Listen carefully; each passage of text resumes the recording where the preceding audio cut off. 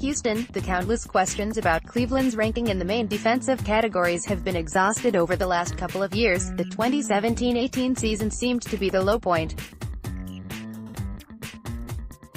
Then came this year. Coaches, players, executives, they are all aware of the numbers.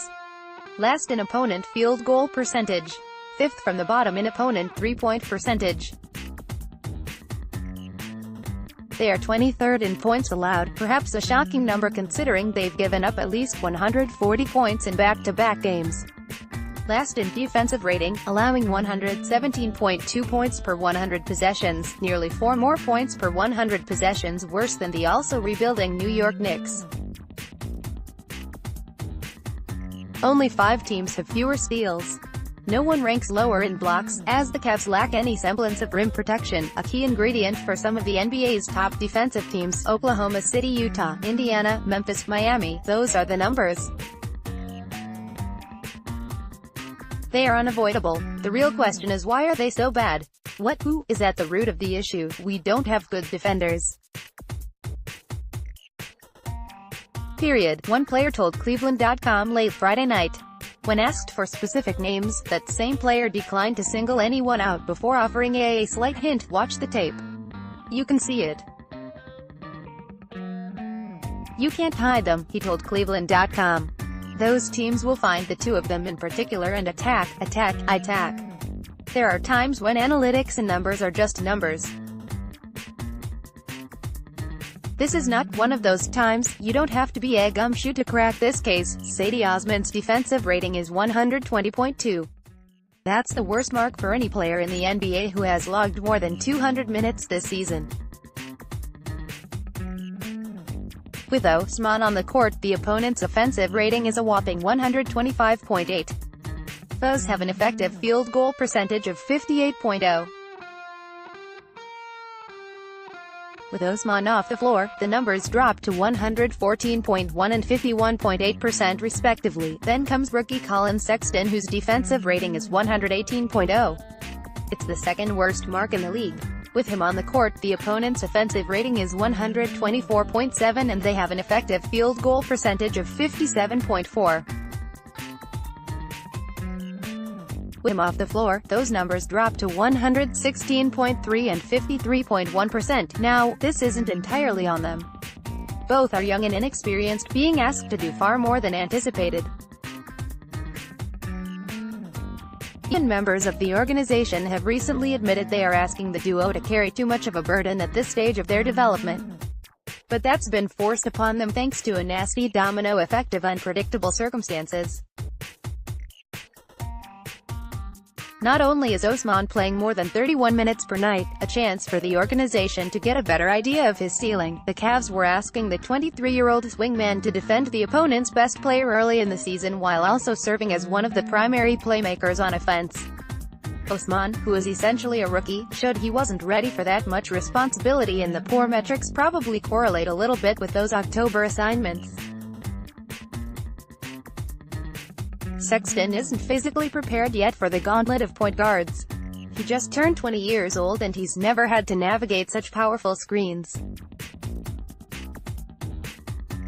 He's never broken down film to this degree and had to know the level of detail involved in defending the pick and roll. These are the natural growing pains of a young roster, a group that has had very little continuity and far too many injuries to develop any consistency. How can the Cavs limit Osman's playing time when David Nwaba has missed 16 games this season, including the last 7, and Rodney Hood has been in and out of the lineup?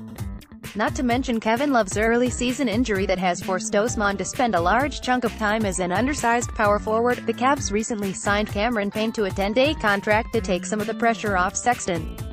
Payne also provides an insurance policy in case Matthew Dellavedova continues to fight injuries.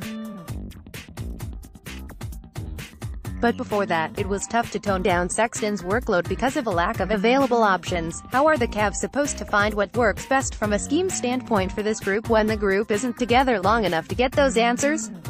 How are they supposed to get into a rhythm and create an identity when there are constant changes?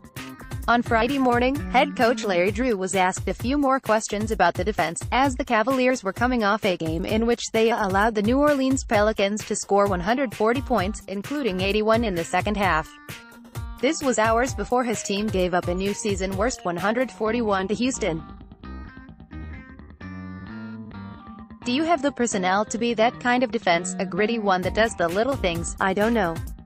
I don't know what we have right now, to be perfectly honest with you, Drew admitted.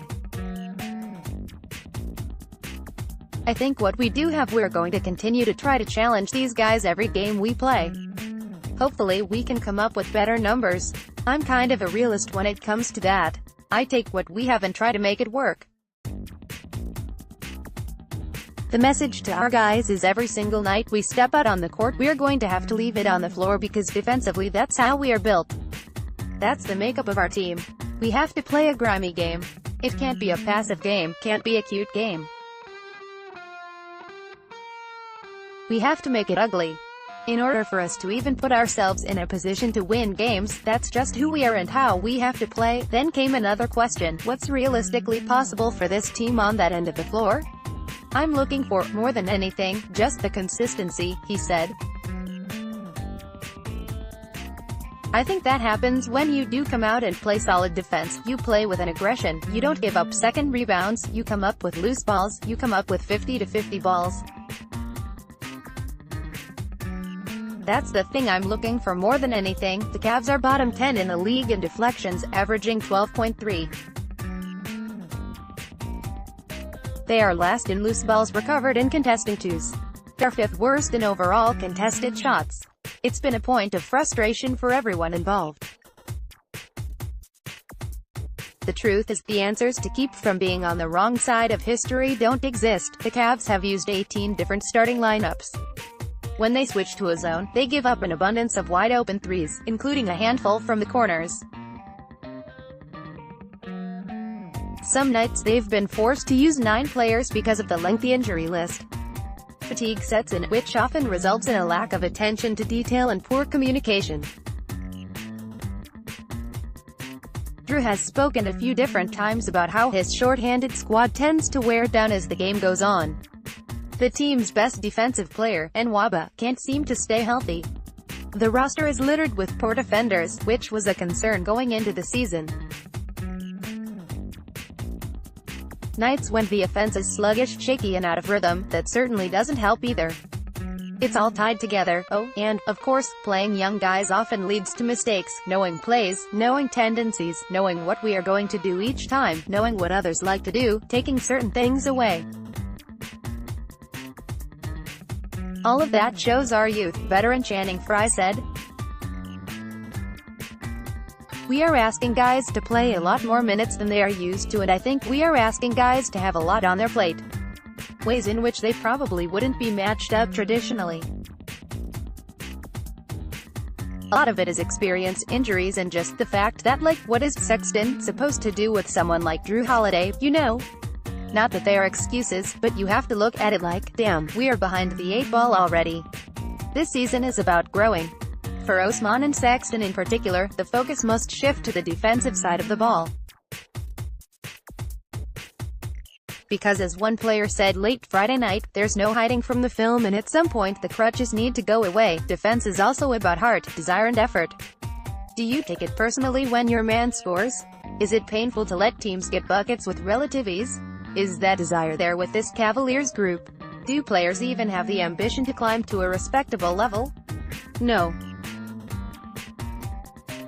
I don't think so, one player told Cleveland.com. It's not there with some.